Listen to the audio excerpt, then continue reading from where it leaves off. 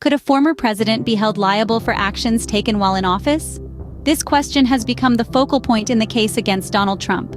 Government prosecutor Jack Smith, in August 2023, charged Trump with inciting a riot at the U.S. Capitol with a speech he delivered on January 6, 2021. Smith's argument is that the former president's words, urging his supporters to fight like hell against Joe Biden's electoral victory, provoked the subsequent chaos. In contrast, Trump's legal team has put forth a different perspective. They argue that the speeches Trump delivered were part of his official responsibilities as president, and therefore, he should be immune from any legal consequences. But what happens if a president is granted immunity? Trump's attorney, John Sauer, warns of opening a Pandora's box. The legal proceedings in this case have been a back and forth of arguments and appeals.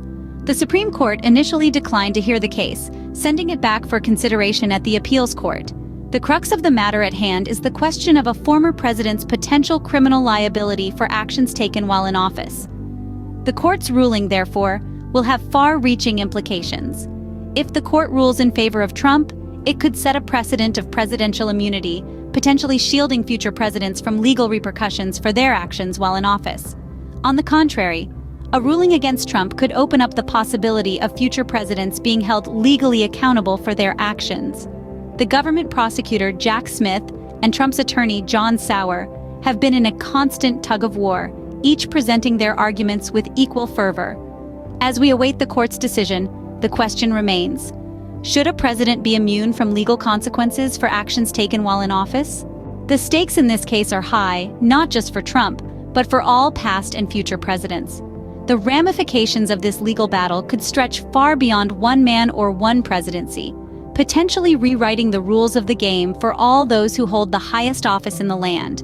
At the heart of the matter is the question of presidential immunity. Can a president be held criminally liable for actions taken while in office? As Trump himself put it, as president, you have to be able to do your job. But what if that job involves actions that, outside the Oval Office, would be considered criminal? The implications are profound. If Trump can be charged over a speech, what stops George Bush from being indicted for allegedly misleading Congress to start a war? Or Barack Obama for authorizing drone strikes? The outcome of this case could redefine the boundaries of presidential power and immunity. As we delve into this complex legal battle, let's recap the key points. The charges against former President Donald Trump stem from a speech he made while in office, which allegedly incited a riot at the U.S. Capitol in early 2021.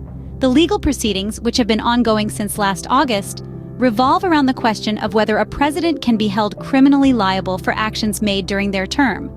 Trump's defense, led by attorney John Sauer, argues that the president's speeches are part of official duties, thus granting immunity.